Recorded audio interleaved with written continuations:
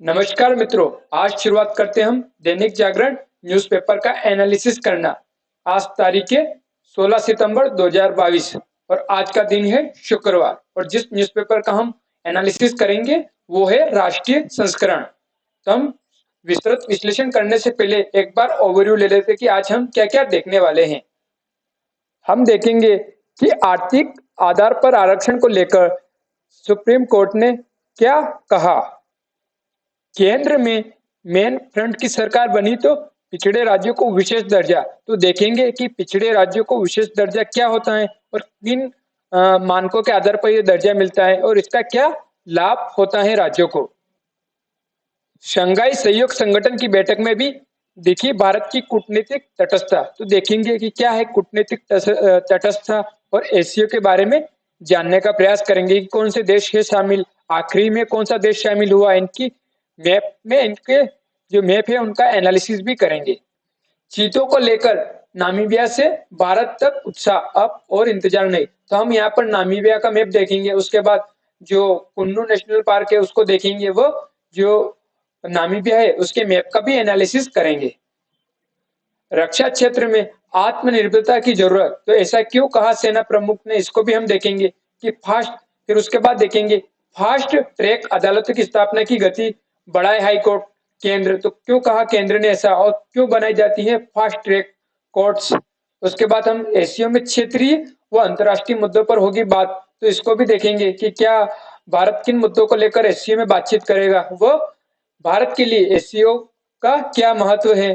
फिर हम देखेंगे कि जम्मू कश्मीर में जो चिनाब नदी पर जो कट्टा बनिहाल रेल मार्ग पर जो पुल बना है, आर्च पुल, उसको देखेंगे और चिनाब नदी के बारे में देखने का प्रयास करेंगे। उसके बारे में कुछ पहलुओं को देखेंगे कि भारत की कौन सी परियोजना है जो चिनाब नदी पे चल रही है, उसका पुराना नाम क्या था और किन राज्यों से होकर गुजर रही है और किन देशों को उससे फायदा होता है। फिर अमित शाह के सामने असम सरकार और 8 आदिवासी समूह में शांति समझौता, तो इस शांति समझौते के क्या मायने हैं और क्यों जरूरी है ये समझौता और इससे क्या फायदा होगा, यह देखने का प्रयास करेंगे हम। विमर्श में ऊर्जा क्षेत्र में स्वावलंबन की राह पर भारत, तो आप इसे जरूर पढ़िएगा क्योंकि यह G3 एनर्जी सिक्योरिटी और इंडियन इकोनॉमी से संबंधित है कि भारत जो हरित ऊर्जा के क्षेत्र में किस तरह से आगे बढ़ रहा है और आने वाले समय में जो फॉसिल फ्यूल्स है वो खत्म होने की कगार पर है, तो किस तरह से भारत को ऊर्जा क्षेत्र पर अपनी जो स्वावलंबन है यानी आत्मनिर्भरता है उसको हासिल करना है।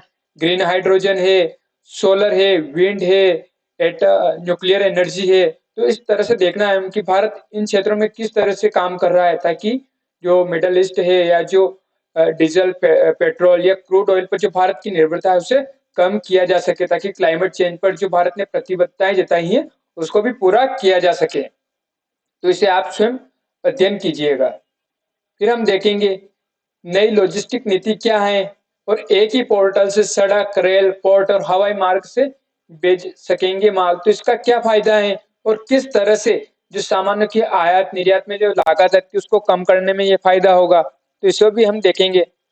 उसके बाद हम देखेंगे कि ग्रीन ईंधन को बढ़ावा दे ऑटोमोबाइल उद्योग, तो क्यों कहा मोदी जी ने ऐसा और इसका क्या फायदा होगा और इस पर जो उद्योग जगत के लोगों ने क्या प्रतिक्रियाएं दी हैं।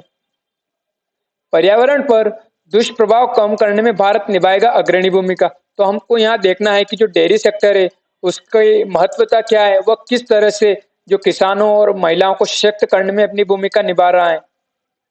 समाजवादी सोच ने चौपट की देश की अर्थव्यवस्था, सीतारमण, तो ऐसा क्यों कहा सीतारमण जी ने, तो इसको भी देखेंगे हम।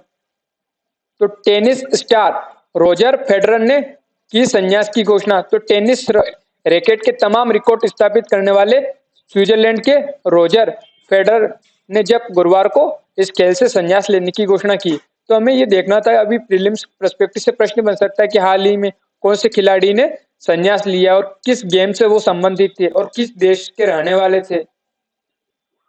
गांधी जी ने दलितों के लिए खास चुनाव के विरोध में किया अनशन, तो हम यहाँ देखेंगे कि 1932 में जो पूना पैक्ट समझौता था वो क्या था और किन समझौतों को लेकर यह मुद्दा हुआ और किन के बीच में हुआ था। फिर हम स्पेशल स्टेटस को देखेंगे कि क्या होता है, फिर सेंटर और स्टेट के रिलेशनों को समझने का प्रयास करेंगे, फिर स्पेशल स्टेट कैटेगरी को क्या फायदा मिलता है।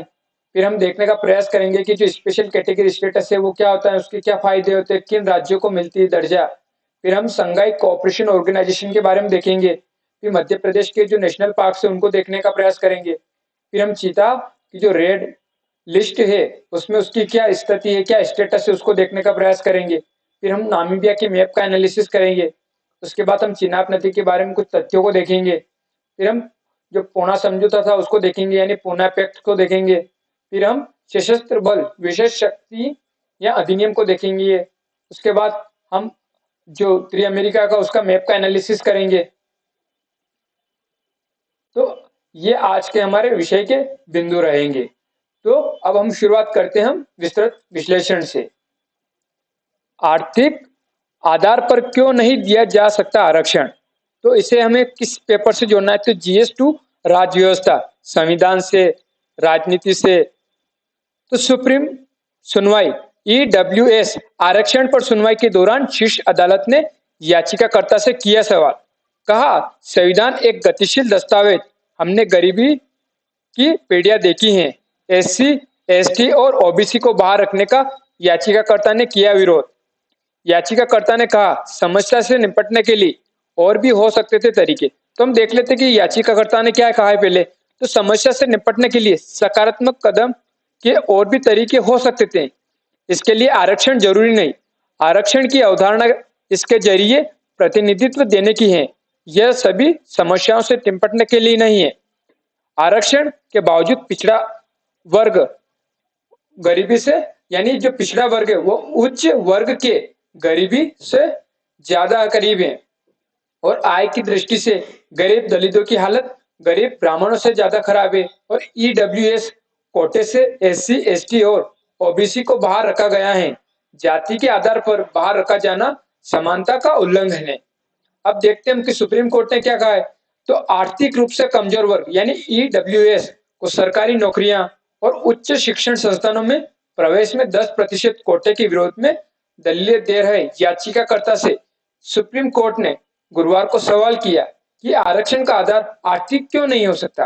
तो कोर्ट ने कहा कि आजादी के 75 साल हो गए, संविधान एक गतिशील दस्तावेज है। हमने गरीबी की पीढ़ियां देखी हैं। हमने BPL यानी बिलो पॉवर्टी लाइन यानी गरीबी रेखा से नीचे देखे हैं। बड़ी संख्या में से लोग हैं। आर्थिक आधार पर सकारात्मक कदम क्यों नहीं उठाया जा सकता, यानी आरक्षण का आधार आर्थिक क्यों नहीं हो सकता। और अगर ऐसे लोग 20% भी हैं तब भी यह बड़ी संख्या है। आर्थिक आधार पर आरक्षण का प्रावधान करने वाले 103वें संविधान संशोधन कानून की वैधानिकता पर कहीं न कहीं सुनवाई के दौरान जो जस्टिस S रविंद्रन भट्ट ने कहा कि अब भी गैर भेदभाव वाले समूह होंगे जो कई चीजों तक पहुंचने में असमर्थ हैं और सिद्धांत रूप में सरकारी स्कूल उपलब्ध हैं, लेकिन वे दूसरों की तरह ही सुविधा विहीन है।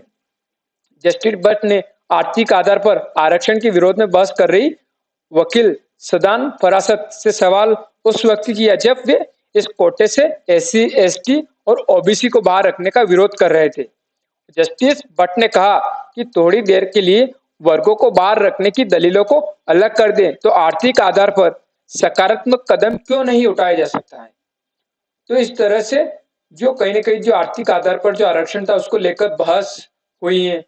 याचिकाकर्ता ने अपने तर्क रखे, सुप्रीम कोर्ट ने उनसे कुछ प्रश्न किए कि क्यों ऐसा आरक्षण क्यों नहीं दिया जा सकता। तो कहीं न कहीं उन्होंने इस पे अपने पक्ष दिए, कुछ विपक्ष ने अपने तर्क रखे हैं। तो हमें देखना है कि आने वाले समय में सुप्रीम कोर्ट इस पर क्या एक सुस्पष्ट निर्णय देता है। संघाई सहयोग संगठन की बैठक में भी देखिए भारत की कूटनीतिक तटस्थता। तो किससे जोड़कर देखना है पहले तो GS2 अंतरराष्ट्रीय संबंध, ग्लोबल ग्रुपिंग और अफेक्टिंग इंडियाज इंटरेस्ट। तो सदे कदम चीन और रूस SCO को अमेरिका व पश्चिमी देशों के खिलाफ गठबंधन के तौर पर कर रहे हैं प्रचारित। तो संघाई सहयोग संगठन की शीर्ष स्तरीय सालाना बैठक में हिस्सा लेने प्रधानमंत्री समरकंद पहुंच चुके हैं। उज्बेकिस्तान के ऐतिहासिक शहर समरकंद के हवाई अड्डे पर उतारा और 8 पूर्णकालिक सदस्य और 4 प्रेक्षक देश वाले संगठन के बैठक में प्रधानमंत्री हिस्सा लेंगे। प्रधानमंत्री मोदी का यह कार्यक्रम भारत की कूटनीतिक तटस्थता की नीति को उजागर करता है। SCO की इस बैठक को जिस तरह से रूस और चीन की तरफ से अमेरिका व पश्चिमी देशों के खिलाफ एक मंच के तौर पर प्रचारित किया जाता है, उससे भारत उसके साथ नहीं दिखना चाहता। किसके साथ? एसीओ के साथ। भारत एसीओ का हिस्सा अपनी शर्तों पर बनना चाहता है और यहाँ भी कहीं न कहीं भारत की कूटनीतिक तटस्थता दिखी है। तो ऐसा क्यों कहा? तो यूक्रेन पर भारत तटस्थ। यूक्रेन पर रूस के हमले के बाद भारत ने लगातार यह दिखाया कि वह ऊर्जा सुरक्षा से जुड़े मुद्दों पर रूस के साथ कारोबार करता रहेगा और साथ ही यूक्रेन को भी मदद जारी रखेगा। अमेरिका और यूरोपीय देशों के साथ भी लगातार संवाद बनाए रखेगा।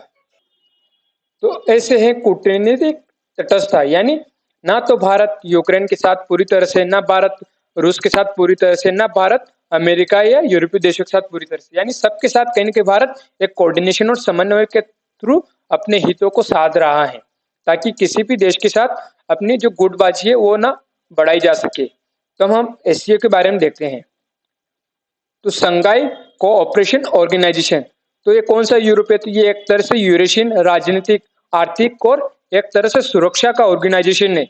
जो इसकी जियोग्राफिकल स्कोप देखें तो इसकी जो पॉपुलेशन है, जो वर्ल्ड लार्जेस्ट एक तरह से क्षेत्रीय समझौता है, जिसमें 60% ऑफ द यूरेशिया और 40% ऑफ द जो वर्ल्ड पॉपुलेशन कवर की जाती है और जो जीडीपी है ग्लोबल जीडीपी में 30% का अपना योगदान देता है।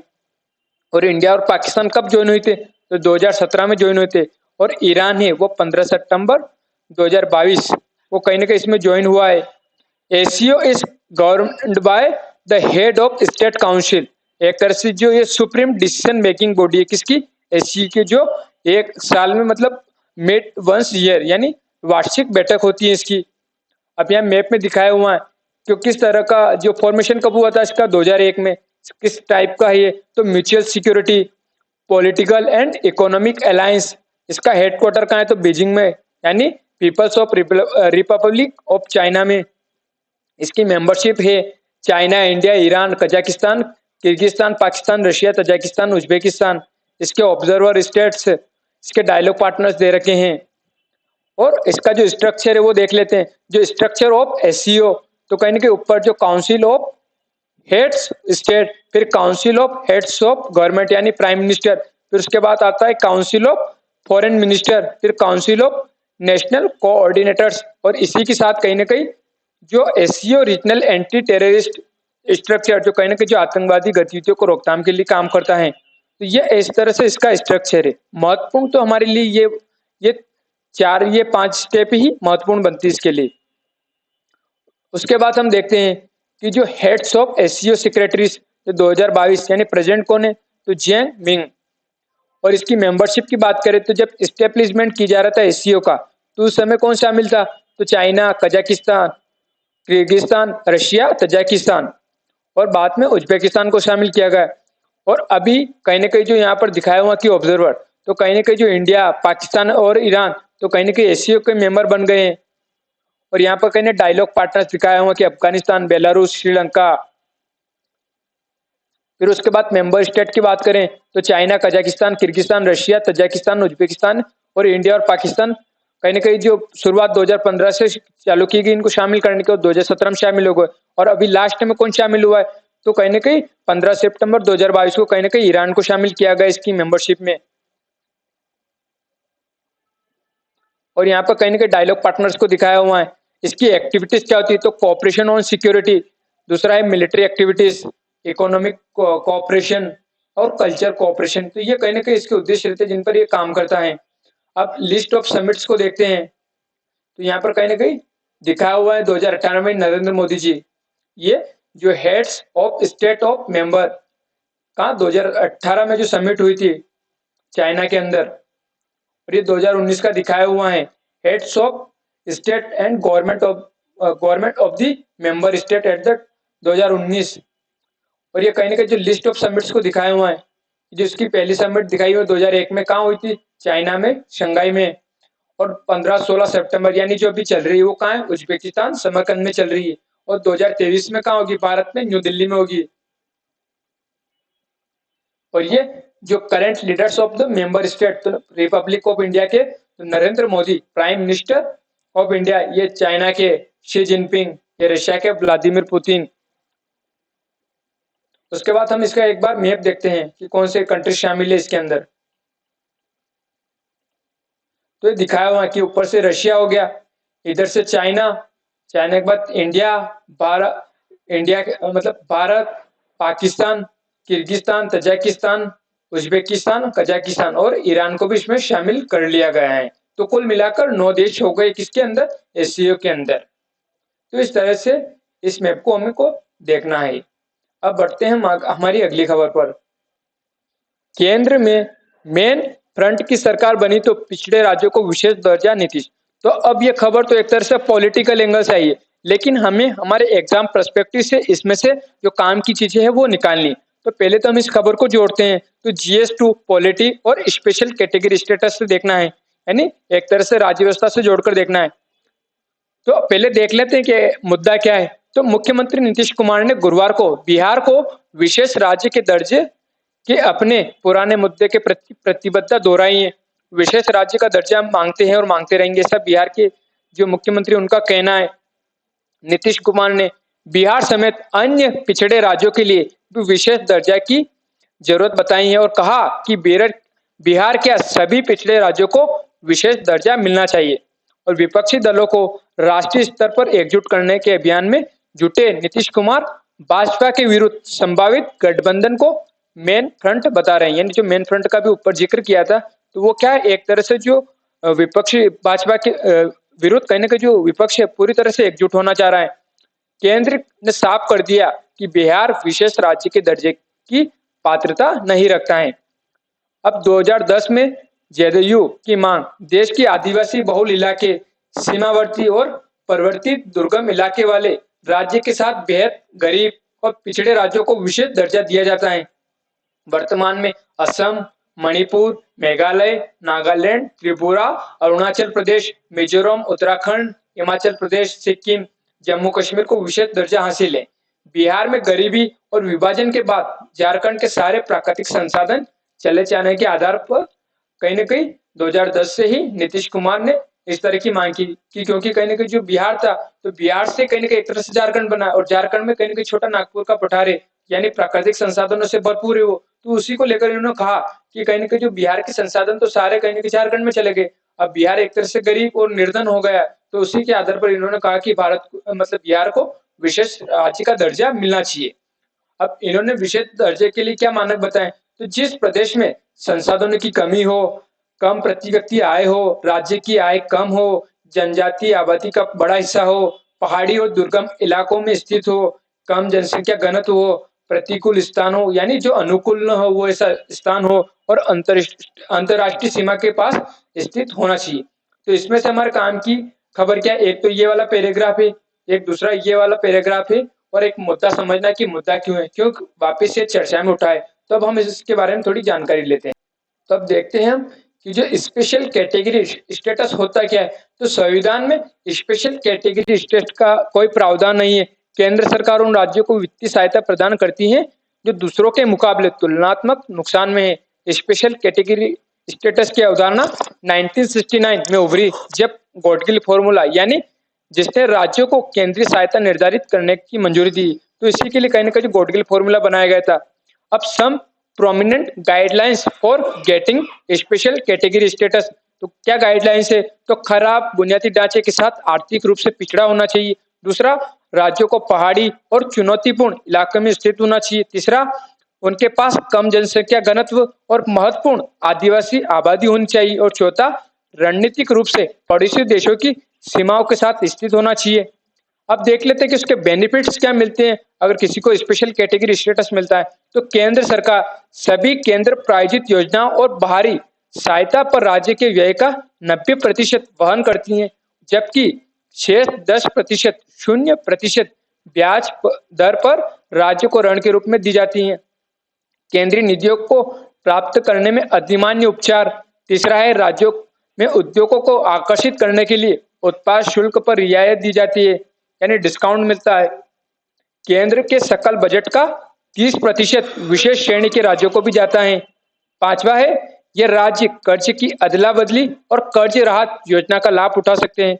छठा है कि विशेष श्रेणी के दर्जे वाले राज्यों को निवेश आकर्षित करने के लिए सीमा शुल्क कॉर्पोरेट कर, आयकर और अन्य करों से छूट दी गई है। और सातवां है कि विशेष श्रेणी के राज्यों के पास ये सुविधा है कि यदि उनके पास एक वित्तीय वर्ष में खर्च नहीं किया गया पैसा है तो यह लैप्स नहीं होता है और अगले फाइनेंशियल ईयर के लिए कैरी फॉरवर्ड हो जाता है। बाकी अन्य राज्यों के लिए कहीं ना कहीं अगर फाइनेंशियल ईयर के लिए जो बजट आवंटित किया गया है अगर वो खर्च नहीं करते तो वो वापस केंद्र के पास चला जाता है। अब इसमें अदर बेनिफिट्स क्या है, तो कर छूट और अन्य लाभों के अलावा स्पेशल कैटेगरी स्टेटस वाले राज्यों को केंद्र प्रायोजित योजनाओं यानी CSS यानी सेंट्रली स्पॉन्सर्ड स्कीम पर सभी व्यय का 90% केंद्रीय अनुदान के रूप में मिलता है और बाकी 10% भी 0% ब्याज दर पर लोन के तौर पर दिया जाता है। और आमतौर पर सामान्य श्रेणी के राज्यों के लिए यह अनुपात 70% ऋण और 30% अनुदान के रूप में होता है। तो इसीलिए कहीं ना कहीं यहीं से मांग उठने लगती है किसकी, स्पेशल कैटेगरी स्टेटस की। When the first special category status best award, तो कहीं ना कहीं जो पहला स्पेशल कैटेगरी स्टेटस 1969 में जम्मू कश्मीर, असम, नागालैंड को दिया गया था और पिछले कुछ वर्षों में 8 और राज्यों को इस सूची में जोड़ा गया, जिसमें अरुणाचल प्रदेश, हिमाचल प्रदेश, मणिपुर, मेघालय, मिजोरम, सिक्किम, त्रिपुरा और अंत में 2010 में उत्तराखंड। और 2014-15 तक स्पेशल कैटेगरी स्टेटस का मतलब था कि इन 11 राज्यों को विभिन्न प्रकार के लाभ और रियायतें मिलती थी। अब इससे संबंधित क्या कंसर्न है, तो कहीं ना कहीं किसी भी नए राज्य को विशेष दर्जा देने पर विचार करने से अन्य राज्यों से मांगे होगी और लाभ और कम हो जाएंगे। तो राज्यों के लिए विशेष दर्जा प्राप्त करना अथक रूप से भी लाभदायक नहीं रहेगा क्योंकि वर्तमान व्यवस्था के अंतर्गत लाभ न्यूनतम है। इसलिए विशेष समस्याओं का समाधान कर रहे राज्यों को विशेष पैकेज की मांग करना बेहतर होगा। तो ये तो हमने देख ली कि क्या है, कैसे लाभ होगा, क्यों मांग करते हैं कोई राज्य। अब यहाँ पर दिखाया हुआ है कि कौन कौन से राज्यों को भी स्पेशल कैटेगरी का स्टेटस मिला हुआ है, इसका क्राइटेरिया दिखाया हुआ कि क्राइटेरिया क्या होता है। तो कहने कि एक तरह से हिल स्टेशन होना चाहिए, लो डेंसिटी होनी चाहिए, लोकेशन अलोंग बॉर्डर्स होनी चाहिए और इकोनॉमिक बैकवर्डनेस होनी चाहिए। और ये स्टेटस दिखाया हुआ है। और कहीं ना कहीं जो सेंटर ने क्लेम किया है कि that following the increase in the tax devolution to state from 32% to 42%, क्योंकि तो कहीं ना कहीं जो केंद्र ने जो राज्यों को जो टैक्स का जो हस्तांतरण रहता है उसको 32 से 42% कर दिया। तो इसीलिए इसी पर कहीं ना कहीं जो केंद्र ने कहा कि अब राज्यों को जो स्पेशल कैटेगरी स्टेटस देने का कोई जरूरत नहीं रह जाती है। अब यहाँ पर दिखाया कि benefit as per Gadgil Mukherjee formula, तो अभी जो हमने जिस पर बात की है वही यहाँ पर लिखे हुए हैं कि उनको किस तरह से जो provident they are provided 30% of the total centre assistant, और वही चीजें वापस यहाँ पर दोहराई हुई हैं। तो आप इसे जरूर देख सकते हैं। हमें यहाँ जरूरी था, हमको मैप देखना था कि जम्मू कश्मीर, हिमाचल प्रदेश, उत्तराखंड, सिक्किम, जो असम है, अरुणाचल प्रदेश है, नागालैंड है, मणिपुर है, मिजोरम है और त्रिपुरा है, तो इनको कहीं ना कहीं ये स्पेशल कैटेगरी स्टेटस का दर्जा मिला हुआ है। और ये दिखाया हुआ कि सेंटर स्टेट के बीच में एक तरह से कि शेयर इन सेंट्रल टैक्स जो डायरेक्ट स्टेट्स को जाता है, जिसके अंदर कहीं ना कहीं स्पेशल कैटेगरी स्टेट भी शामिल हो गए। Non plan grants and loans direct states को जाता है। सेंट्रली स्पॉन्सर्ड स्कीम के लिए भी कहीं ना कहीं स्टेट्स को डायरेक्ट फंड आवंटित किया जाता है। नॉर्मल सेंट्रल असिस्टेंट जिसमें 70% स्टेट्स को और 30% करने की स्पेशल कैटेगरी उनको दी जाती है। स्पेशल सेंटर असिस्टेंस और एडिशनल सेंटर असिस्टेंस, ये दिखाया हुआ है कि किस तरह से केंद्र और राज्यों के बीच में जो वित्त का हस्तांतरण होता है। Value of resource transfer to states, तो कहीं ना कहीं जैसे शेयर इन सेंट्रल टैक्स में 57% हिस्सेदारी दिखाई हुई, सेंट्रल स्पॉन्सर्ड स्कीम में 9% दी जाती है। Centre assistant for state plans 22%, non plans grant and loans 12%।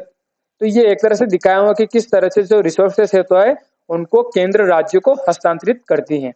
तो इस तरह से इस खबर को हमको देखना है।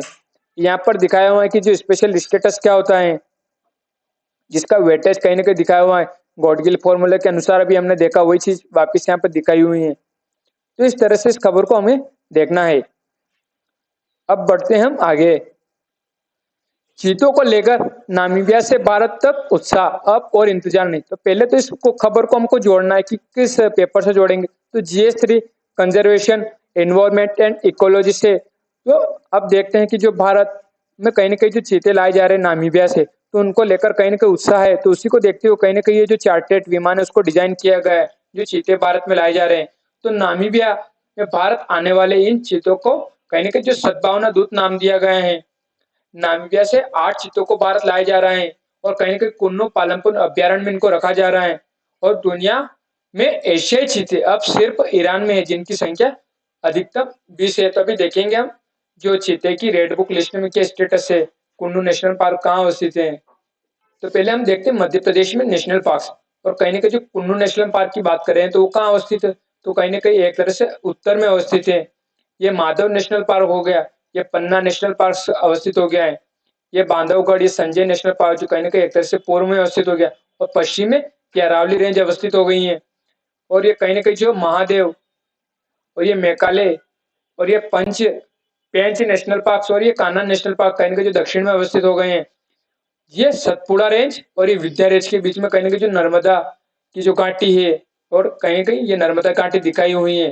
और ये सतपुड़ा नेशनल पार्क जो कहाँ अवस्थित है, एक तरह से सतपुड़ा रेंज में अवस्थित है।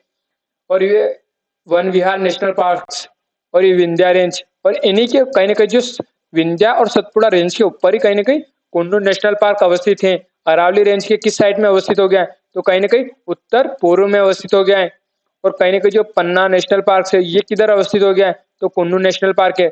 तो कहीं न कहीं एक तरह से उत्तर पूर्व में अवस्थित हो गया है। और दूसरा है कि विंध्या रेंज और सतपुड़ा रेंज है, उसके दक्षिण में कौन से नेशनल पार्क अवस्थित है, तो एक तरह से पेंच नेशनल पार्क और एक कान्हा नेशनल पार्क अवस्थित है। और जो मेघालय जो श्रेणी है वो सतपुड़ा रेंज के किस साइड अवस्थित है, तो कहीं न कहीं एक तरह से दक्षिण की साइड अवस्थित है। ये महादेव श्रेणी किस साइड अवस्थित है सतपुड़ा के, तो कहीं न कहीं दक्षिण की साइड अवस्थित हो गई है। सतपुड़ा रेंज के उत्तर में कौन से नेशनल पार्क है, तो Panna national park, Bandhavgarh, Sanjay national park. तो कहीं न कहीं ये तो एक तरह से उत्तर पूर्व में अवस्थित है, लेकिन एक तरह से देखा जाए तो एक तरह हम उत्तर की साइड देख सकते हैं। ये वन विहार नेशनल पार्क और ये अरावली रेंज हो गई। अरावली रेंज के पूर्व में कौन से नेशनल पार्क है, तो ये सारे हम इनका नाम बता सकते हैं। तो अब देखते हैं हम जो चीता की रेड लिस्ट बुक में स्टेटस क्या है। तो ये है रेड लिस्ट जो साइट खोली हमने IUCN की, जिसमें कहीं न कहीं जो रेड लिस्ट है वो दिखाया हुआ ये चीता। तो कहीं न कहीं एसिनोनिक्स जुबेटस, तो चीते का जो एसिनोनिक्स जुबेटस कहा जाता है, has most recently been assessed the IUCN Red List of the threatened species in 2014। और कहीं न कहीं जो असेस्ट किया था, कब किया 2014 में, और पूरे ग्लोबली इसका कहीं न कहीं असेसमेंट किया गया था। तो अब सबसे पहले होता है कि ये जो दिखाई हुई चार्ट है ये हमें पूरा एक तरह से याद रहना चाहिए, क्योंकि कोई भी अगर जीव जंतु आता है तो कहीं न कहीं पहले तो उसकी रेड लिस्ट में उसकी जो स्टेटस है वो पूछा जाता है कि उसकी जो स्थिति क्या है। तो पहले हम इसको थोड़ा देख लेते हैं। पहले आती है नॉट इवेल्युएटेड यानी एनी, फिर डाटा डेफिशिएंट यानी DD, लिस्ट कंसर्न LC और नियर थ्रेटेंड यानी NT, फिर वल्नरेबल, फिर इंडेंजर्ड और EN और क्रिटिकली इंडेंजर्ड यानी CR, extent in the wild EW और एक्सटेंट EX। तो इस चीते की स्थिति कौन सी है, तो वल्नरेबल है। इसका पॉपुलेशन का ट्रेंड कौन सा है, तो डिक्रीजिंग है। इसके नंबर ऑफ मैच्योर इंडिविजुअल्स दिखाए हुए हैं तो 6674 है। अभी जब हम बात कर रहे थे कि जो एशियाई चीता है वो कहाँ बचे, तो सिर्फ ईरान में ही बचे हुए। तो ये दिखाया हुआ है जो उनकी मौजूदा स्थिति है वो कहाँ पर है, तो कहीं ना कहीं ये ईरान में जो एशियाई चीते हैं वो दिखाया हुआ है। और जहाँ से भारत में जो नामीबिया से लाए जा रहे थे वो कहाँ है, तो ये कहीं ना कहीं एक तरह से अंगोला के दक्षिण में अवस्थित हो गया नामीबिया। तो यहाँ से कहीं ना कहीं चीते लाए जा रहे हैं। और साउथ अफ्रीका से भी बात चल रही है, और इधर इथोपिया में, केन्या में, नामीबिया में इधर भी अवस्थित है चीते। इधर अल्जेरिया, माली, नाइजर, कहीं ना कहीं जो सहारा का कुछ क्षेत्र है इसमें भी कहीं ना कहीं चीते अवस्थित हैं। तो इस तरह से जो मेजर देखा जाए तो साउथ अफ्रीका में कहाँ कहाँ अवस्थित है, तो एक तो सहारा डेजर्ट में, एक कहीं ना कहीं पूर्वी अफ्रीका में, और एक दक्षिणी अफ्रीका के क्षेत्र में अवस्थित है। और एशिया में कहाँ अवस्थित है, तो केवल एक ईरान की जो दिखाई हुई कि ईरान में ही जो एशियाई टाइगर है वो अवस्थित है। दूसरा इनका जो हैबिटेट एंड इकोलॉजी क्या है, तो शवाना, श्रपलैंड यानी जाड़िया, ग्रासलैंड और डेजर्ट में इनकी जो स्थिति है मतलब वहाँ अवस्थित होते ही है। इसका जीनस कौन सा है, तो एसिनोनिक्स है। किस क्लास के, तो मेमिलिया क्लास के हैं। इसका फाइलम दिखाया हुआ कि कॉर्डेटा है, फेलिडी में फैमिली से संबंधित है। ये असेसमेंट इंफॉर्मेशन दिखाई हुई है कि not evaluated, data deficient, least concern, near threatened vulnerable, endangered, critically endangered, extinct in the wild और एक्सटेंड। अब मेरा दोबारा दोहराने का मतलब यही था कि इसको हमें याद करनी है बिल्कुल ही कंटेस्ट। और जो IUCN रेड लिस्ट में जो इसकी स्थिति कैसी थी था कि तो वल्नरेबल है। अब इसकी यहाँ पर रेंज दिखाई है, तो हमने अभी मैप में देख ही लिया कि कहाँ कहाँ इसकी जो मौजूदा स्थिति है, और जो इसकी पॉपुलेशन ट्रेंड देख लिया कि डिक्रीजिंग है, इसका नंबर से भी देख लिया हमने, और इसका जो सिस्टम है किस पर है तो स्थलीय है। इसका हैबिटेट हमने देख लिया कि कहाँ हो सकती है। इसकी जो जनरेशन लेंथ है वो कितनी है तो 5 साल के करीब है। इसको खतरा किन चीजों से, तो एक तरह से एग्रीकल्चर और एक्वाकल्चर से, livestock farming and drenching से, ट्रांसपोर्टेशन एंड सर्विस कॉरिडोर से, रोड्स एंड रेल रोड से, और कहीं ना कहीं बायोलॉजिकल रिसोर्स यूज से, हंटिंग, ट्रैपिंग और टेरेस्ट्रियल एनिमल से, ह्यूमन इंट्रूजन और डिस्टर्बेंस से भी कहीं ना कहीं इनको खतरा है। तो war, civil unrest, military exercises और invasion and other problematic species, genus disease, कहीं ना कहीं एक तरह से जो जीन्स होते हैं, जो बाहर से जो विदेशी प्रजातियां लाई जाती है बसाने के लिए, तो उनसे भी कहीं ना कहीं इनको खतरा है। तो इस तरह से इस खबर को हमको देखना है। अब बढ़ते हैं हम आगे। अब हम जो नामीबिया से जो चीते लाए जा रहे थे उससे जो प्रीलिम्स में प्रश्न बनते हैं, तो हम नामीबिया के मैप का एनालिसिस कर लेते हैं। तो पहले देखते हैं कि इसकी लोकेशन कहाँ है। तो पहले इसकी अंतर्राष्ट्रीय सीमा किन देशों से लगती है, तो इधर अंगोला से, इधर जाम्बिया से, इधर जिम्बाब्वे से, कहीं की छोटी सी बाउंड्री लग रही है जिम्बाब्वे से, इधर बोत्सवाना से, इधर साउथ अफ्रीका से, और इसको बीच में से कहीं जो ट्रॉपिक ऑफ कैप्रिकॉर्न यानी जो मकर रेखा है वो गुजर रही है। इसके बीच में से कहीं जो फिश नदी फिश रिवर है वो निकल रही है। कहाँ गिर रही है तो अटलांटिक ओशन में जाकर गिर रही है। और इसके दक्षिण में कहीं ना कहीं ऑरेंज रेंज अवस्थित हो गई है।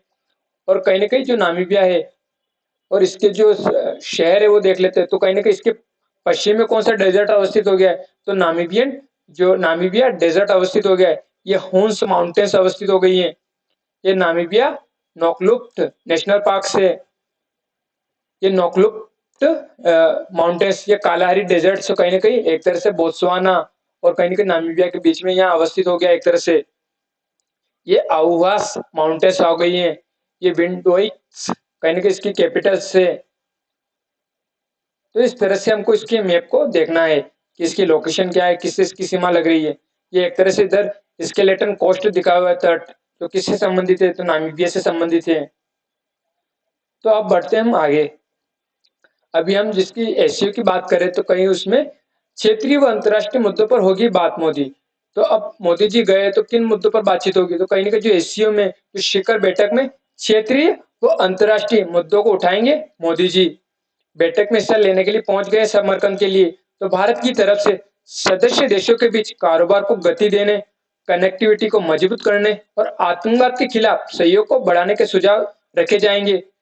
और कहीं न कहीं मोदी जी क्षेत्रीय व अंतर्राष्ट्रीय मुद्दों के अलावा एससीओ के विस्तार और इस संगठन के सदस्यों के बीच सामूहिक हित व सहयोग बढ़ाने को पर भी कहीं न कहीं बात करेंगे। और कहीं न कहीं इसमें कारोबार, अर्थव्यवस्था, संस्कृति व पर्यटन क्षेत्र में सहयोग बढ़ाने को लेकर भी कई फैसले हो सकते हैं। भारत ने एससीओ के देशों के बीच आतंकवाद के खिलाफ ढांचा बनाने पर भी जोर दिया है। भारत अभी इस ढांचे यानी जो एससीओ रेट्स है यानी आरएटीएस यानी एंटी रीजनल टेररिज्म जो है, इसकी जो ढांचा है उस पर का कहीं ना कहीं अध्यक्ष है। जब भी हमने इसके स्ट्रक्चर में देखा था, भारत एससीओ के जरिए मध्य एशियाई देशों के साथ अपने सहयोग को और मजबूत बनाने की मंशा रखता है और इस पर काम भी कर रहा है। और सुरक्षा, देश की सुरक्षा, ऊर्जा सुरक्षा की आवश्यकताओं को पूरा करने के लिए भारत कहीं न कहीं जो रूस से तेल का आयात भी कर रहा है। और कहीं न कहीं जो जी समूह के देशों ने भारत को तेल के लिए कहीं न कहीं मॉस्को पर कहीं न कहीं एक तरह से प्रतिबंध लगाने का भी कहीं न कहीं मांग की है। पर भारत ने इस पर कोई जवाब नहीं दिया और भारत ने कहा है कि कहीं न कहीं जो तेल है वो बाजार के भाव पर देखिए। तो इस तरह से इस खबर को हमको देखना है हमारे एग्जाम पर्सपेक्टिव के लिहाज से, क्योंकि कहीं ना कहीं अंतर्राष्ट्रीय संबंधों से भारत के हित को प्रभावित करने वाले नीतियों से हमको इसको देखना है जोड़कर। अब देखते हैं हम रक्षा क्षेत्र में आत्मनिर्भरता की जरूरत, सेना प्रमुख तो जनरल पांडे बोले रक्षा उद्योग को मजबूती देने के लिए आगे आए स्टार्टअप। तो अब हमें पहले तो इस खबर को देखना है कि हमारे एग्जाम पर्सपेक्टिव से किन पेपरों से लिंक करेंगे, तो GS3 से जोड़ेंगे, साइंस एंड टेक से, इंडिजिनियस टेक्नोलॉजी से जोड़ेंगे और कहीं ना कहीं उसकी जो इंडिजिनियस टेक्नोलॉजी थी उसकी इंपॉर्टेंस क्या होती है और India in science and technology में उसकी स्थिति क्या है। तो कई कई ने जो सेना प्रमुख ने कहा कि आयाती तकनीक पर निर्भरता ठीक नहीं है, रक्षा क्षेत्र में आत्मनिर्भरता की जरूरत पर जोर देते हुए उन्होंने कहा कि देश की सुरक्षा को आउटसोर्स नहीं किया जा सकता और न ही बड़े पैमाने पर विदेश से उपकरणों की खरीद पर निर्भर हुआ जा सकता है। नई नई टेक्नोलॉजियों भविष्य के युद्धों को चरित्र को बदलती नजर आ रही है। आत्मनिर्भरता समय की जरूरत है। वह विश्वस्तरीय राष्ट्रीय प्रौद्योगिकी संस्थान पर कहीं न कहीं जो वीडियो संबोधित में उन्होंने ऐसी बात कही है। तो कहीं न कहीं जो सुरक्षा तकनीक की कौशल पर निर्भर है, यानी जो समय है, जो आज का समय, उन्होंने कहा कि कहीं न कहीं इस तरह से तकनीकी कौशल पर निर्भर है। कोई भी देश अपनी नवीनतम और अत्याधुनिक तकनीक को साझा नहीं करना चाहता। ऐसे में देश की सुरक्षा दूसरे देश की उदारता के भरोसे नहीं छोड़ी जा सकती और रक्षा उद्योग को मजबूती देने के लिए स्टार्टअप आगे आए हैं। जनरल पांडे ने कहा कि सीमाओं पर बदलते घटनाक्रमों के चलते आधुनिक और चुस्त और तकनीकी रूप से दक्ष सशस्त्र बलों की आवश्यकता है। भारत की सुरक्षा चुनौतियों को विवादित सीमाओं और नए खतरों यानी साइबर स्पेस और इलेक्ट्रोमैग्नेटिक स्पेक्ट्रम के डोमेन के रूप में देखा जा रहा है। भारत के कुछ पड़ोसी देश शत्रुतापूर्ण नजर रखने वाले और परमाणु ताकत से संपन्न है।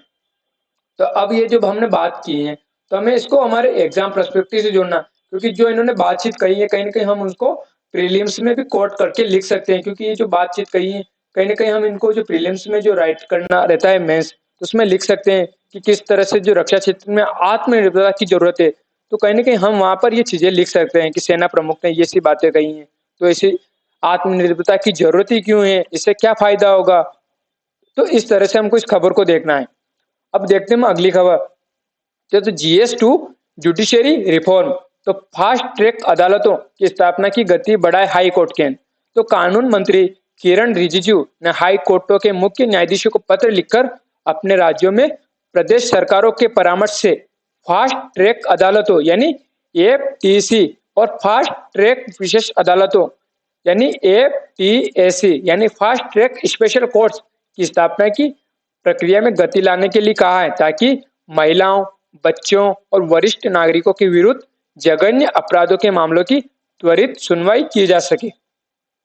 2 सितंबर को पत्र में लिखे रिजिजू ने कहा कि 14वें वित्त आयोग ने 1800 FTC यानी फास्ट ट्रैक कोर्ट की सिफारिश की थी और 31 जुलाई तक सिर्फ 896 फास्ट ट्रैक कोर्ट्स ही संचालित थी, जिनमें से 13.18 लाख मामले लंबित थे और दुष्कर्म और पॉक्सो के मामले को सुनवाई के लिए केंद्रीय प्रायोजित योजना के तहत 1023 फास्ट ट्रैक स्पेशल कोर्ट्स की स्थापना को भी मंजूरी दी गई है। तो इस तरह से इस खबर को हमको जोड़ के देखना है कि किस तरह से जो अभी अदालत में जो लंबित मुकदमे हैं उसके लिए क्या मतलब सरकार कदम उठा रही है और किस तरह से उन जो मुकदमे उनको निपटाया जा सके और त्वरित सुनवाई की जा सके, ताकि जो लंबे समय मतलब सुनवाई में जो लंबा समय लगता है उसको किस तरह से कम किया जा सके, ताकि इसका जो आर्थिक लाभ है वो भी मिल सके गरीब लोगों को, वंचित लोगों को। तो इस तरह से इस खबर को जोड़कर देखना है, यानी एक तरह से न्यायिक सुधार से संबंधित देख सकते हैं कि इसके लिए और क्या कदम उठाए जा सकते हैं। अब बढ़ते हैं हम अगली खबर पर। जम्मू कश्मीर एक परियोजना से खुल रहे विकास के अनगिनत द्वार। तो कहीं कि जो हमें पता है कि जम्मू कश्मीर में जारी विकास यात्रा का हम पड़ाव बनी परियोजना, जिससे कहीं न कहीं रोजगार, सड़क संपर्क, चिकित्सा, शिक्षा, व्यापारिक गतिविधियां बढ़ाने में भी आ रही है समृद्धि। तो कहीं न कहीं अभी जो कटड़ा बनिहाल रेल मार्ग में चिनाब नदी पर विश्व का सबसे ऊंचा आर्च पुल बना है, जिसकी ऊंचाई कहीं न कहीं 359 मीटर तैयार है, जो कहीं न कहीं एफिल टावर से भी ऊंचा है। इससे क्या होगा कि कश्मीर को रेल मार्ग से जोड़ने के सपने को पूरा करने में ये योजना अहम है, जिससे कहीं न कहीं वहाँ के जो स्थानीय लोगों को रोजगार, बेहतर सड़क संपर्क, चिकित्सा, शिक्षा, खुशहाली, समृद्धि और व्यापारिक गतिविधियों में विस्तार भी कहीं न कहीं आएगा। इससे कटड़ा बनिहाल रेल सेक्शन के निर्माण कार्य में रोजगार का सृजन हुआ है, जिससे कहीं न कहीं स्थानीय लोगों को अधिक लाभ पहुंचेगा। तब हमारे एग्जाम पर्सपेक्टिव से हमने ये तो प्रीलिम्स के पर्सपेक्टिव से देख लिया कि ये जो आर्च पुल है वो किस नदी पर बना है, चिनाब नदी पर। तब हम चिनाब नदी के बारे में थोड़ी सी जानकारी जुटा लेते हैं। तो ये चिनाब नदी, तो चिनाब नदी भारत के हिमाचल प्रदेश के लाहौल और स्पीति जिले के ऊपरी हिमालय में टांडी में चंद्रा और बागा नदियों के संगम से बनती है और इसकी ऊपर पहुंच में इसे चंद्रभागा के नाम से भी जाना जाता है और सिंधु नदी की एक तरह से यह सहायक नदी है। जम्मू और कश्मीर के जम्मू क्षेत्र से होकर पंजाब और पाकिस्तान के मैदानी इलाकों में बहती है और चिनाब का पानी भारत और पाकिस्तान द्वारा सिंधु जल समझौते की शर्तों के अनुसार साझा किया जाता है। यह जम्मू और कश्मीर के जम्मू क्षेत्र से होकर पंजाब के मैदानी इलाकों में बहती है। इसका स्रोत दिखाया हुआ कहाँ है, तो बारालाचा दर्रा। देश भारत और पाकिस्तान दोनों को फायदा होता है। चेनाब नदी रामबन के पास में ये दिखाया हुआ कि कहाँ है, इसकी जो ये फोटो दिखाया उसकी स्थिति दिखाई हुई है। इसकी लंबाई दिखाई है 960 किलोमीटर। तो चिनाब का पानी हिमाचल प्रदेश में बारालाचा दर्रे से बर्फ पिघलने से शुरू होता है, यानी इसका स्रोत कहाँ है वो दिखाया है। और वैदिक काल में चेनाब नदी को भारतीय लोग अश्किनी और इस्कमती के नाम से पुकारते थे। और कहीं न कहीं जो चिनाब नदी पर जो सबसे चर्चित जो प्रोजेक्ट था वो कौन सा था, तो बागलिहार हायल पावर प्रोजेक्ट था, जिसे कहीं न कहीं पाकिस्तान ने इस पर अपनी आपत्ति जताई थी। अब हम इसके जो मैप है वो देखते हैं, तो ये अफगानिस्तान, ये चाइना और ये भारत हो ही गया। तो कहीं न कहीं ये जो इंडस नदी दिखाई हुई है, जो इंडस की सहायक नदी, तो हम इंडस को देख लेते हैं पहले। तो इंडस से चल रही है, तो इसके दाएं ओर से कौन सी नदी जुड़ रही है, तो ये शोक नदी इसमें कहीं न कहीं मिल रही है। फिर गिलगिट नदी मिलती है। फिर जब ये आगे बढ़ती हैं, तो आगे बढ़ने पर कहीं न कहीं फिर उधर से जो पाकिस्तान से एक तरह से स्वाट नदी आती है, फिर कहीं न कहीं जो काबुल नदी आती है, तो कहीं न कहीं वो दाएं तरह से आकर मिल रही है। अब दाएं तरह से क्यों, तो क्योंकि ये जो नदी है, तो इसका प्रवाह किधर है, इस साइड है। तो इधर से देखने पर जो ये वाला साइड है, ये कहीं न कहीं हमारा दाएं तरफ दिखाई देता है और ये वाला बाएं क्षेत्र है। फिर आगे जब इंडस पड़ती है तो इसमें गोमल नदी आकर मिल जाती है। अब हम देखते हैं जो चिनाब नदी के झेलम नदी के बारे में। तो ये झेलम नदी दिखाई हुई है और ये कहीं न कहीं एक तरह से यहाँ पर जो वुलर लेक दिखाई हुई श्रीनगर के ऊपर, ये झेलम नदी के किनारे। फिर जब ये झेलम नदी आगे बढ़ती है तो कहीं न कहीं और इसी के कहीं न कहीं एक तरह से पश्चिम में इस्लामाबाद आ गया है। इसके पूर्व में श्रीनगर, यानी दक्षिण में एक तरह से श्रीनगर अवस्थित हो गया है। जब ये आगे बढ़ती है झेलम, तो कहीं न कहीं इसमें चिनाब आकर मिल जाती है। फिर इधर से रावी, सतलुज, फिर सब मिलकर कहीं न कहीं इंडस की सहायक नदी बनाती हैं। और यहाँ पर दिखाया हुआ है कि ये जो व्यास है, एक तरह से कहीं न कहीं सतलज में जाकर मिल रही है और यहीं से कहीं न कहीं हरि के बैराज निकाला हुआ है, यानी इंदिरा गांधी नहर है। ये जांस्कर है, जांस्कर नदी जो कहीं न कहीं एक तरह से इंडस में जाकर मिल रही है। किस साइड से मिल रही है, तो बाईं साइड से जाकर मिल रही है। और ये जम्मू कश्मीर वाला क्षेत्र दिखाया है कि तिब्बत से कहीं न कहीं इनका उद्गम स्थल हो रहा है। ये भारत और पाकिस्तान दोनों कहीं न कहीं एक तरह से इनके जो पानी है उसका इस्तेमाल कर रहे हैं। और यहीं पे कहीं न कहीं हिमालय, जांस्कर, लद्दाख श्रेणी अवस्थित हो गई, यहाँ केटू रेंज अवस्थित हो गई हैं। ये लाहौर, ये अमृतसर, तो कौन सी ब्यास नदी कहीं न कहीं एक तरह से उत्तर की साइड मान के चले तो ये अमृतसर अवस्थित हो गया है। रावी, रावी के किनारे कहीं न कहीं लाहौर अवस्थित हो गया है। तो इस तरह से इस खबर को हमको देखना है। अब बढ़ते हम आगे। अमित शाह के सामने असम सरकार और 8 आदिवासी समूह में शांति समझौता। तो GS3 challenges to internal security और नॉर्थ ईस्ट डेवलपमेंट से इसको जोड़कर देखेंगे हम। अब शाह ने असम और अरुणाचल प्रदेश के बीच सीमा विवाद खत्म करने के लिए चल रही बातचीत का भी कहीं न कहीं समीक्षा की। तो गृह मंत्री 2024 तक पूर्वोत्तर भारत के सभी विवादित मुद्दों के समाधान का दिया भरोसा।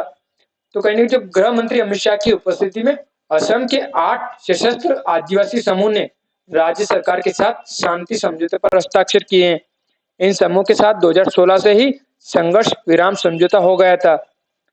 समझौते पर हस्ताक्षर के बाद शाह ने कहा कि केंद्र सरकार की कोशिश 2024 तक पहले पूर्वोत्तर में आजादी के बाद से चले आ रहे विवादों को समाप्त कर शांति स्थापित करना, विकास की प्रक्रिया को तेज करना और इसके लिए विभिन्न उग्रवादी गुटों को साथ शांति समझौता और राज्यों के बीच सीमा विवाद दूर करने के प्रयास किए जा रहे हैं।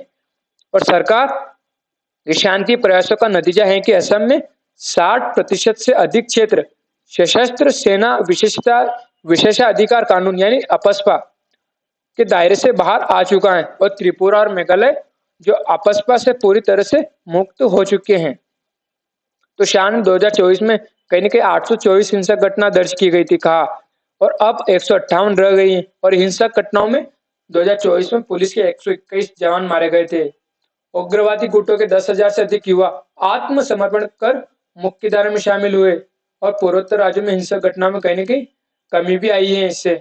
सुरक्षा बलों के जवानों की भी कहीं न कहीं इससे मृत्यु घटना होती थी। तो अब हमें ये जो समझौता है, इसके एग्ज़ाम पर्सपेक्टिव से देखना है कि जो इसका महत्व क्या है? तो ये समझौता क्यों इतना महत्वपूर्ण साबित होता है? क्योंकि कहीं न कहीं जो घटना यहाँ पर दर्शाई गई है कि इतनी घटनाएँ हुई, तो कहीं न कहीं इनसे घटनाओं में कमी आएगी और दूसरा यहाँ पर बोला गया है कि जो युवा ने आत्मसमर्पण किया, तो युवाओं ने कहीं न कहीं एक तरह से जो हथियार उठा लिए थे, तो कहीं न कहीं एक तरह से जो पूर्वोत्तर की क्षेत्र है, तो उसमें एक तरह से अशांत क्षेत्र उसे घोषित करना पड़ा क्योंकि कहीं न कहीं युवा कहीं न कहीं जो शिक्षा की बजाय कहीं न कहीं एक तरह से भारत का विरोध करने के लिए और कहीं न कहीं अलग देश और अलग राज्य की तरह मतलब अलग देश की मांग करने लगे थे। तो कहीं न कहीं देखते हुए कहीं न कहीं ये जो समझौता होता है, तो इसे देखना है कि इसकी इस महत्वपूर्ण क्या है और किन शर्तों पर कहीं न कहीं समझौता हुआ है और जो इसका पूर्वोत्तर क्षेत्रों को क्या फ़ायदा मिलेगा और इससे वहाँ पर जो अशांत क्षेत्र है उसको कम करने में ये जो समझौता है ये किस तरह से अपनी भूमिका निभाएगा।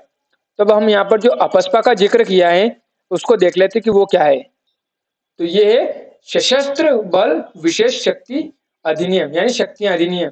तो armed force special power act यानी सशस्त्र बल विशेष शक्तियां अधिनियम भारतीय संसद ने 1958 को पारित किया था। अरुणाचल प्रदेश, असम, मणिपुर, मेघालय, मिजोरम और नागालैंड को अशांत क्षेत्र में तैनात सैन्य बलों को प्रारंभ में इस विधि के अंतर्गत विशेष शक्तियां प्राप्त थी और कश्मीर घाटी में आतंकवादी घटनाओं में बढ़ोतरी के बाद 1990 में जो सशस्त्र बल जम्मू एवं कश्मीर विशेष शक्तियां अधिनियम 1990 में कहीं न कहीं जम्मू कश्मीर में लागू किया गया और राज्य के जो लद्दाख क्षेत्र को इस विधि की सीमा से बाहर रखा गया था और 2018 में मेघालय इस अधिनियम से हट गया। किससे? आपसपा से। शुरुआत 19 आप इसकी देखते हैं कि जो इसकी शुरुआत होती है, इसकी जो सशस्त्र बल special armed force special power act है उसकी शुरुआत कब होती है? तो 1942 के समय में जब भारतीय राष्ट्रीय सेना और जापानी सेना एक साथ मिलकर पूर्वी बॉर्डर पर हमला करने वाली थी और वायसराय लॉर्ड लिनलिथगो को इस अटैक को रोकना था। तो इसलिए उन्होंने एक अध्यादेश पास किया जिसे कहीं न कहीं बल विशेष शक्ति अध्यादेश 1942 कहा गया। अब देख लेते हैं कि जिस विशेषाधिकार से क्या फायदा मिलता है। तो इस कानून के अंतर्गत सशस्त्र बलों को तलाशी लेने, गिरफ्तारी करने व बल प्रयोग करने आदि में सामान्य प्रक्रियाओं के मुकाबले अधिक स्वतंत्रता है तथा नागरिक संस्थाओं के प्रति जवाबदेही भी कम है। तो इसी को देखते हुए कहीं न कहीं जो मणिपुर के और जो जहाँ पे ये जो लागू किया गया था एक्ट, उसको कहीं न कहीं विरोध भी किया गया है। तो इस तरह से हमें इसको एग्जाम पर्सपेक्टिव के लिहाज से इसको देखना है। एक ही पोर्टल से सड़क, रेल, पोर्ट और हवाई मार्ग से बेच सकेंगे माल। तो अब ये खबर किससे संबंधित है? तो जीएस3 इंफ्रास्ट्रक्चर, लॉजिस्टिक और इंडियन इकोनॉमी से जोड़कर देखेंगे हम इसको। तो कहीं ने जो पीएम गति शक्ति की शुरुआत के बाद सरकार अब लॉजिस्टिक पर होने वाले खर्च को कम करने के लिए नई लॉजिस्टिक नीति लागू करने जा रही है। इस पर अमल करके कहने के जो लॉजिस्टिक लागत को 13% से कम करके 8% तक लाने का लक्ष्य रखा गया है और 2030 तक लॉजिस्टिक लागत में 5% तक कमी आएगी। लॉजिस्टिक लागत में मुख्य रूप से transportation, warehousing, inventory, order processing पर होने वाले खर्च शामिल है। लॉजिस्टिक लागत कम होने से कारोबार आसान हो जाएगा और वस्तु की कुल लागत कम होगी, जिससे वैश्विक बाजार में भारतीय वस्तु सस्ती होगी और लॉजिस्टिक सुगमता आने से मैन्युफैक्चरिंग सेक्टर में भी नए निवेश में बढ़ोतरी होगी। और 2018 में जो विश्व बैंक के जो आंकड़ों के मुताबिक जो लॉजिस्टिक सुगमता की रैंकिंग में भारत का जो स्थान था वो 44वां था और केंद्र के साथ साथ राज्य भी अपनी लॉजिस्टिक नीति तैयार कर रहे हैं और सूत्रों के मुताबिक कहीं न कहीं जो 14 राज्यों ने अपनी लॉजिस्टिक जो नीति है उसको तैयार कर ली है और 13 राज्यों में अभी यह मसौदे पर कहीं न कहीं काम कर रहे हैं। अब देखते हैं कि कैसे कम हो जाएगी माल बेचने की लागत। तो इस नीति के तहत 2 वर्चुअल प्लेटफॉर्म, एक है यूनिफाइड लॉजिस्टिक इंटरफेस प्लेटफॉर्म यानी यूलिप और दूसरा है ई लॉक्स का इस्तेमाल किया जाएगा। यूलिप प्लेटफॉर्म में रेलवे, शिपिंग, नागरिक उड्डयन, सड़क परिवहन और कहीं न कहीं जीएसटीएन यानी गुड्स सर्विस टैक्स नेटवर्क्स और एनपीसीआई और कस्टम और डीजीएफटी जैसे विभाग जुड़ेंगे और कारोबार इस पर अपने माल को बेचने के लिए आवेदन करेगा और सभी विभाग उस आवेदन पर अपना जवाब या प्रक्रिया प्रतिक्रिया देंगे। और विभिन्न प्रकार, अब ये तो किसकी बात कर ली हमने, यूनिफाइड लॉजिस्टिक इंटरफेस प्लेटफॉर्म की बात कर ली कि किस तरह से काम करेगा और कौन से जो विभाग इससे जोड़े गए हैं। अब दूसरा है ई लॉक्स की बात करते हैं। तो विभिन्न प्रकार की कागजी कार्रवाई से बचने के लिए ई लॉक्स प्लेटफॉर्म बनाया गया है। इस प्लेटफॉर्म की मदद से तय समय में क्लियरेंस दी जाएगी और एक ही प्रकार के दस्तावेजों को विभिन्न विभागों को नहीं भेजना होगा। जैसे सड़क मार्ग और हवाई मार्ग से किसी माल को भेजना है तो उसकी जानकारी अलग अलग भेजनी होती थी, लेकिन अब ऐसा नहीं होगा, यानी एक बार ही आपको आवेदन करना होगा। नई लॉजिस्टिक नीति लागू होने पर यूलिप और इलॉक्स के इस्तेमाल से माल भेजना होगा काफी आसान। तो अब देख लेते हैं कि अभी क्या है लॉजिस्टिक लागत और उसे कितना कम करना है। तो अभी किसी भी वस्तु की कुल लागत में ट्रांसपोर्टेशन खर्च 6% है, जिसे 4% करना है। वेयर हाउसिंग की लागत 3.5% है, जिसे 2.5% करना है। इन्वेंट्री लागत 2.5% है, जिसे 1% तक लाना है। और ऑर्डर प्रोसेसिंग अभी 1% की लागत आती है, जिसे 0.5% लाने का लक्ष्य रखा गया है। तो इस तरह से हमें मेंस पर्सपेक्टिव से इसको देखना है कि जो नई लॉजिस्टिक नीति है उसको लाने का क्या फायदा होगा और किस ये नीति है ये किस तरह से काम करेगी और इससे क्या जो भी लागत कम होगी, तो वर्तमान स्थिति क्या है और आने वाले फ्यूचर में इसका किसे फायदा मिलेगा, ताकि भारत कहीं ना कहीं जो विश्व व्यापार हिस्सेदारी में अपनी जो हिस्सेदारी है उसे बढ़ा सके और जो यहाँ कर जो लोकल जो मैन्युफैक्चर है उनको किस तरह से फायदा मिले और मैन्युफैक्चरिंग हम बनने में ये नीति किस तरह से महत्वपूर्ण साबित हो पाएगी। अब बढ़ते हैं हम अगली खबर पर। ग्रीन ईंधन को बढ़ावा दे ऑटोमोबाइल उद्योग। तो जैसा कि हमें पता है कि कहीं ना कहीं जो ग्रीन ईंधन है वो हर दिन चर्चा में बना रहता है, क्योंकि क्लाइमेट चेंज है उसके जो प्रभाव है कहीं ना कहीं दिन पर दिन बढ़ते जा रहे हैं। अभी हाल ही में कहीं ना कहीं जो मानसून की अनियमितता को देखते हुए कहीं ना कहीं जो उत्तर प्रदेश है बिहार में कहीं ना कहीं एक तरह से इस बार जो वर्षा का जो ट्रेंड है उसमें भी बदलाव आया है, जिससे कहीं ना कहीं जो खाद्यान्न उत्पादन भी प्रभावित हुआ है। अब इस खबर को किससे जोड़ेंगे हम, तो इंफ्रास्ट्रक्चर से जोड़ेंगे, क्लीन एनर्जी से जोड़ेंगे, मैन्युफैक्चरिंग से जोड़ेंगे। तो पीएम ने कहा कि पर्यावरण की रक्षा और संरक्षण के लिए हरित वैकल्पिक ईंधनों का आविष्कार करना जरूरी है। हरित ईंधन वाले वाहनों के विकास पर ध्यान देना चाहिए। वाहन उद्योग के सबसे बड़े जो संगठन है कौन सा, सियाम को कहीं ना कहीं संबोधित करते हुए उन्होंने कहा कि पर्यावरण की रक्षा के लिए हरित विकल्पों के ईंधनों से आविष्कार कर कहीं ना कहीं जो ऑटोमोबाइल उद्योग ज्यादा ध्यान दे और साथ ही भारत को इस क्षेत्र में आत्मनिर्भर बनाए। पेट्रोल डीजल से चलने वाली कारों को हतोत्साहित करना है। तो ये ऐसा किसने कहा, ये गडकरी जी ने कहा है। और कंपनियों को सेमीकंडक्टर के घरेलू निर्माण से ज्यादा प्रोत्साहित करना है। दुनिया के सबसे बड़े मैन्युफैक्चरिंग हब बनाया जा रहा है, किसको, भारत को बनाने का भी लक्ष्य रखा गया है। अब इसमें क्या प्रतिक्रिया दी गई है, तो इलेक्ट्रॉनिक्स वाहन को बढ़ावा देने के लिए केंद्र सरकार को जीएसटी में और राज्य सरकारों को रोड टैक्स में रियायत देनी चाहिए। जब ईवी का बाजार स्थापित हो जाए तो इसे हटा दिया जाना चाहिए। तो ऐसी प्रतिक्रिया थी किसकी तरफ से, उद्योग जगत की तरफ से। अब इसी की सियाम की जो रिपोर्ट आई उसके मुताबिक जो देश की जीडीपी में जो ऑटोमोबाइल उद्योग की हिस्सेदारी कितनी, तो 7.5% है, जबकि देश के मैन्युफैक्चरिंग में इसका हिस्सा कितना है, तो 45% से ज्यादा है। तो कहीं ना कहीं इससे इसकी अहमियत नजर आती है कि इसकी अहमियत कितनी है। और जो ग्रीन ईंधन अगर मान लीजिए अगर यहाँ अपनाया जाता है तो इससे कितना बड़ा फायदा मिलेगा देश को। अब बढ़ते हैं हम अगली खबर पर। पर्यावरण पर दुष्प्रभाव कम करने में भारत निभाएगा अग्रणी भूमिका। तो पहले तो इस खबर को देखना है कि कैसे जोड़ना है। तो जीएस2 यानी ग्रामीण विकास से जोड़ेंगे। जो डेयरी सेक्टर है उसकी महत्वता क्या है, उसका रोल क्या है सशक्तिकरण में और किस तरह से वो महिलाओं को और किसानों को मजबूत कर रही है। तो भारत कृषि, डेयरी विकास व पर्यावरण पर पड़ रहे विपरीत प्रभावों को कम करने के लिए विश्व स्तरीय प्रयासों में योगदान देने में अग्रणी भूमिका निभाएगा। दुनिया के कुल दुग्ध उत्पादन में तकरीबन 1/4 योगदान भारत का है और देश में मवेशियों की आबादी भी सर्वाधिक है और विश्व में डेयरी का सबसे बड़ा उत्पादक होने के नाते हमें इस दिशा में सर्वाधिक योगदान देना है। तो ये किसने कहा है, जो इंटरनेशनल डेयरी फेडरेशन की जो समिट थी उसमें जो नितिन गडकरी जी है उन्होंने ऐसी माफ कीजिए जो पीयूष गोयल जी हैं, जो केंद्रीय वाणिज्य और उद्योग मंत्री पीयूष गोयल जी ने ये बात कही है।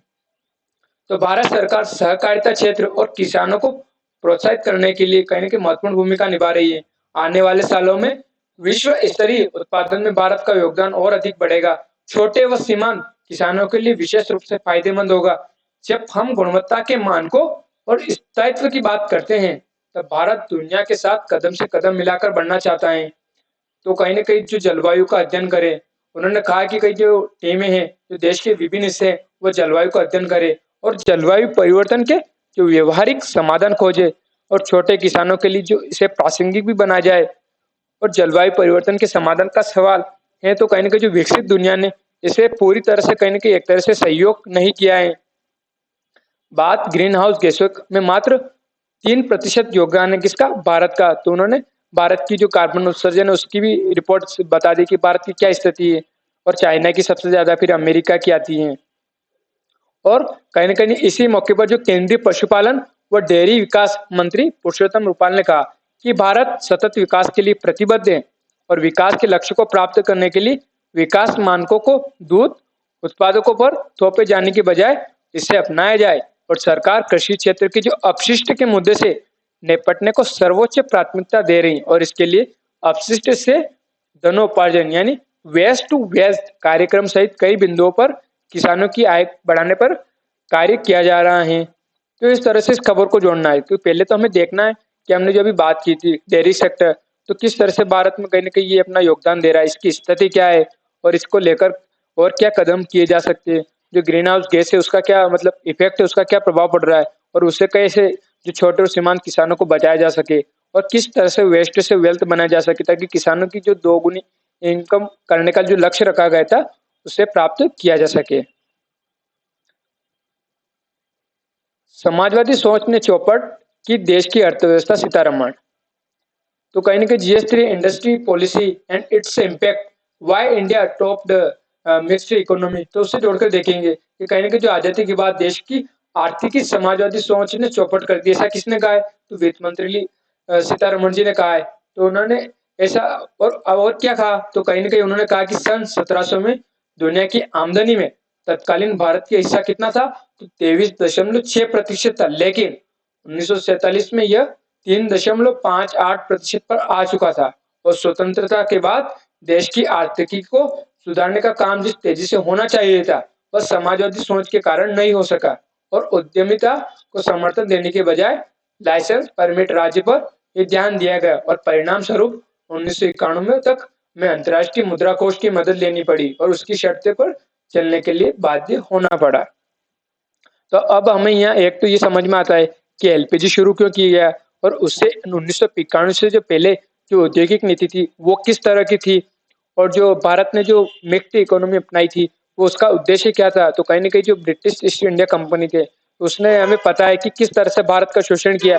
तो कहीं ना कहीं एक तरह से डर भी बना हुआ था भारतीयों के बीच में कि इस तरह से जो कंपनी है उन्हें बिल्कुल भी एक तरह से छूट ना दी जाए, ताकि जो ब्रिटिश ईस्ट इंडिया कंपनियां ने जिस तरह से व्यापार करने के लिए आई थी और कहीं ना कहीं यहाँ पर राजनीति करने लग गई और किस तरह से जो भारत की 2017 में जो स्थिति थी और 47 में आकर कहीं ना कहीं 3.58% पर रह गई है।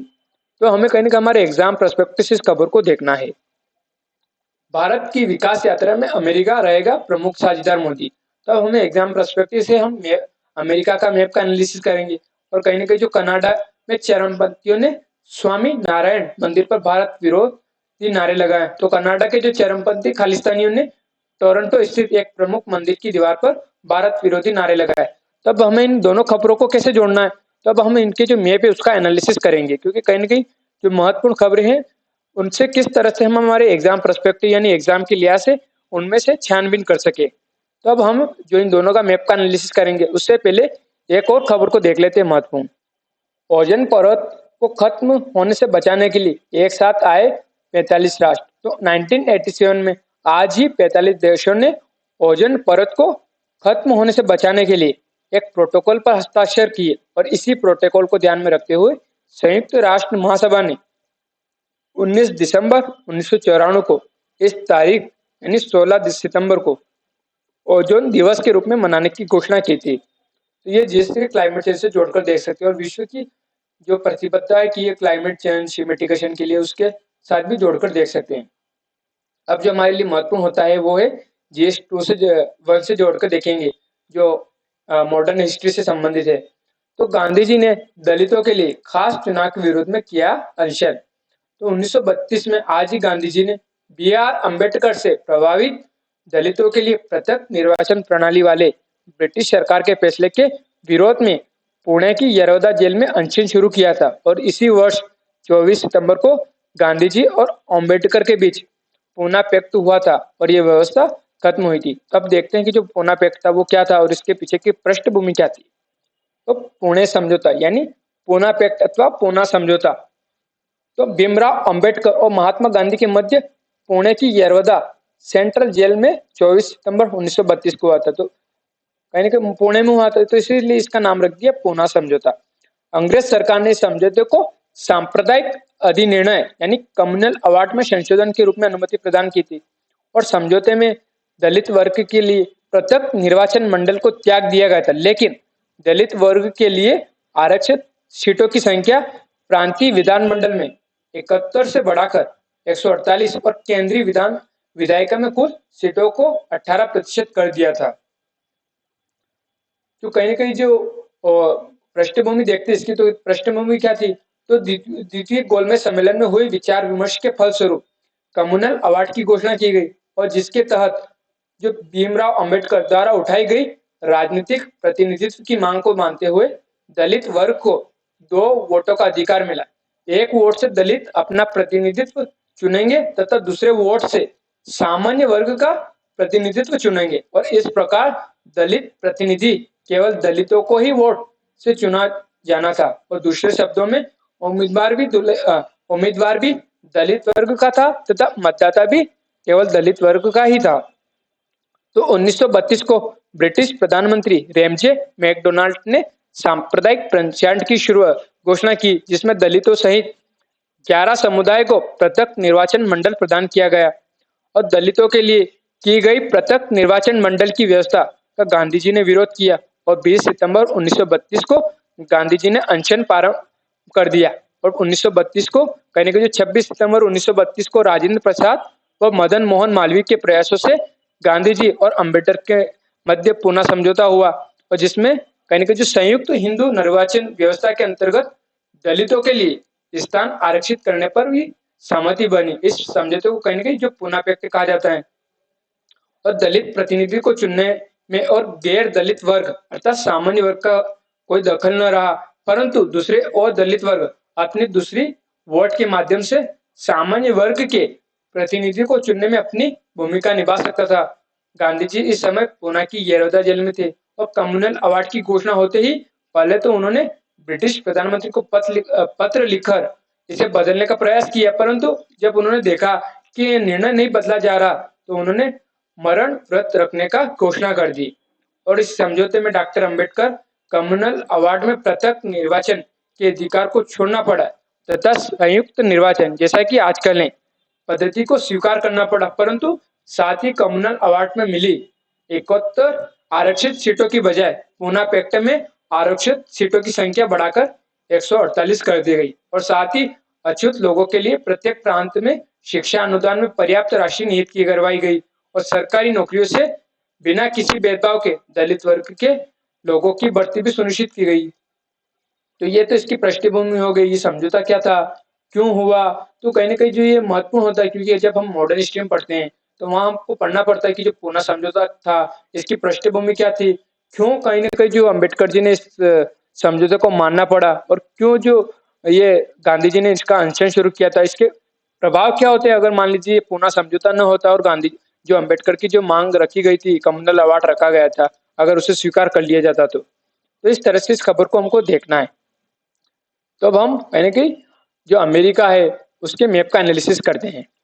तो ये है नॉर्थ अमेरिका। तो ये ऊपर इसी के उत्तर में कहीं ना कहीं जो ब्योपर्ट सी, इधर बेरिंग सी, इधर बपेन की जो बे खाड़ी आ गई, ये ग्रीनलैंड आ गया, ये नॉर्वियन सी या लेब्राडोर सी और ये बपेन आइलैंड्स, ये कनेडियन शील्ड हो गई, ये लेब्राडोर हो गया है और इसी के नाम पर कहीं लेब्राडोर सी रख दिया गया है। ये न्यू फाउंडलैंड हो गया है, ये लोरेंशिया का पठार हो गया है, ये ग्रीन प्लेन्स हो गए हैं, ये सेंट्रल लोलैंड्स हो गई, ये एप्लेशियन माउंटेन्स हो गई है, ये कोस्टल प्लेन्स हो गए, ये अटलांटिक ओशन हो गया किस साइड, पूर्व की साइड, पश्चिम की साइड एक तरह से पैसिफिक ओशन हो गया है, ये रॉकीज माउंटेन्स हो गई हैं, और ये ब्रुक्स रेंज, ये मैकेंजी माउंटेन्स, ये अलास्का रेंज, ये कोस्ट माउंटेन्स, ये सियरा नवादा, ये सियरा माद्रे रेंज हो गई है।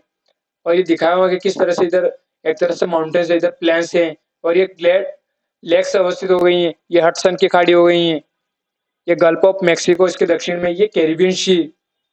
अब हम इसके दूसरे मैप को देखते हैं। ये हो गया इसका अन्य मैप। अब इसमें देखते हैं कि कहीं अभी हम ब्रुक्स रेंज, हमने अभी माउंटेन्स तो देख लिए अभी कि कौन से माउंटेन्स इसके पूर्व में पश्चिम में। अब हम देखते हैं जो कनाडा है उसमें कौन कौन सी लेक अवस्थित है। तो लेक विनिंग पे, नेल्सन नदी कहीं के लेक विनिंग पे से निकलकर हडसन की खाड़ी में गिर रही, ये लेक अथाबास्का, ये ग्रेट स्लेव लेक हो गई, ये ग्रेट बियर लेक हो गई है। और कहीं ना कहीं जो ग्रेट स्लेव लेक से कहीं ना कहीं एक तरह से मैकेंजी नदी निकलकर ब्यूपोर्ट सी में जाकर गिर रही है। और ये यूकोन नदी कहीं ना कहीं जो अलास्का रेंज से होकर कहीं ना कहीं बेरिंग सी में जाकर गिर रही है, ये अलास्का पेनिनसुला, ये और ये कहीं ना कहीं जो यहाँ पर ये अलास्का रेंज हो गई है, और ये माउंट लोगन, ये मैकेंजी माउंटेन रॉकीज हो ही गई है। उसके बाद ये कास्केडे रेंज कहीं ना कहीं पश्चिम साइड में अवस्थित हो गई है, ये कोलोराडो का पठार। अब इसमें जो ग्रेट लेक्स के बाद देखते हैं हम जो मिसिसिपी नदी है, ये मिसौरी नदी, इसमें कहीं ना कहीं ओयो नदी जो प्लेशियन माउंटेन से आती है, इधर से अरकान्स नदी आकर कहीं के मिसिसिपी में आती है, और मिसिसिपी आगे जाकर कहीं ना कहीं गल्फ ऑफ मेक्सिको में जाकर गिर जाती है। और यूएसए और मेक्सिको बीच में कहीं ना कहीं जो रियो ग्रांटे नदी एक तरह से सीमा बनाती हुई जा रही है। और मेक्सिको में कहीं ना कहीं जो सियरा मादरे ओसिडेंटल और सियरा मादरे ओरिएंटल दोनों कहीं ना कहीं माउंटेन्स रेंज अवस्थित हो गई हैं। ये सेंट्रल अमेरिकन हो गया है, ये कैरिबियन सी, ये गल्फ ऑफ मेक्सिको, ये माउंट एल्बर्ट जो इसकी चोटी है 4402 मीटर अवस्थित मतलब दिखाई हुई है, ये ऊंची चोटी है इसकी। अब दूसरा मैप देखते हैं हम इसी का, नॉर्थ अमेरिका का। तो ये दिखाया हुआ है इधर, ये कनाडा अवस्थित हो गया, और कनाडा में ये ग्रेट बियर लेक और ये ग्रेट स्लेव लेक, ये नॉर्थ ईस्ट टेरिटरीज में अवस्थित हो गई, किसके, कनाडा के, ये यूकोन प्रांत। और ये कहीं ना कहीं जो ऑन्ट्रियो, ये ग्रेट लेक्स अवस्थित हो गई, ये लेक विनिंग पे, ये लेक मोन्टेनेवा, और ये हडसन की खाड़ी, ये हडसन स्टेट हो गई। तो किन दो वाटर बॉडीज को जोड़ रही है हडसन की स्टेट, तो हडसन की खाड़ी और कहीं ना कहीं जो लेब्राडोर सी है उसको जोड़ रही है।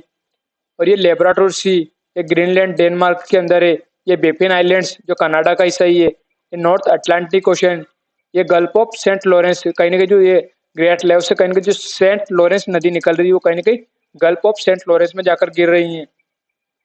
ये गल्फ ऑफ मेक्सिको, और ये साल्ट लेक कहीं ना कहीं कनाडा के बीच में अवस्थित, माफ कीजिए यूएसए के बीच में अवस्थित हो गई। ये गल्फ ऑफ अलास्का, ये नॉर्थ पैसिफिक ओशन, और ये कहीं ना कहीं जो सेंट्रल एशियन कंट्री दिखाई हुई है, तो कहीं ना कहीं जो ग्वाटेमाला, बेलिज, ये होंडुरस, और कहीं ना कहीं जो ये एल सल्वाडोर, ये निकारागुआ, और ये कोस्टा रिका, ये पनामा हो गया, ये कैरिबियन सी से कहीं ना कहीं इनकी सीमा लग रही है। और कौन से देश की सीमा इनमें से कैरिबियन सी से नहीं लगती है, तो कहीं ना कहीं जो एल सल्वाडोर है उसकी सीमा कहीं ना कहीं एक तरह से कैरिबियन सी से नहीं लगती है, और कैरिबियन सी से इन सबकी सीमा लग रही है एक तरह से। यहाँ से कहीं ना कहीं जो पनामा कैनाल निकाली हुई है जो कहीं ना कहीं एक तरह से north Atlantic ocean Pacific ocean को एक तरह से जोड़ने का काम कर रही है। ये हैती डोमिनिको, ये डोमिनिकन रिपब्लिक, ये बहामास, ये क्यूबा, ये जमैका, ये कहीं ना कहीं ग्रेनेडा, ये सेंट लुसिया का, तो इनके नाम हम सुनते रहते हैं, Saint Vincent and the Grenadines, Atlantic Ocean, ये त्रिनाद एंड टोबैको, ये ग्रेनेडा, ये कोलंबिया, वेनेजुएला, ये डोमिनिकन रिपब्लिक के बाद ये नॉर्थ अमेरिकन कंटिनेंट का एक तरह से दिखाई रहे है। ये बरमुडा ट्राइंगल कहीं ना कहीं यहीं से बनता है, बरमुडा ट्राइंगल्स। तो इस तरह से हमको इसको मैप को देखना है। तो हमारा जो एनालिसिस है वो यहीं समाप्त करते हैं। धन्यवाद।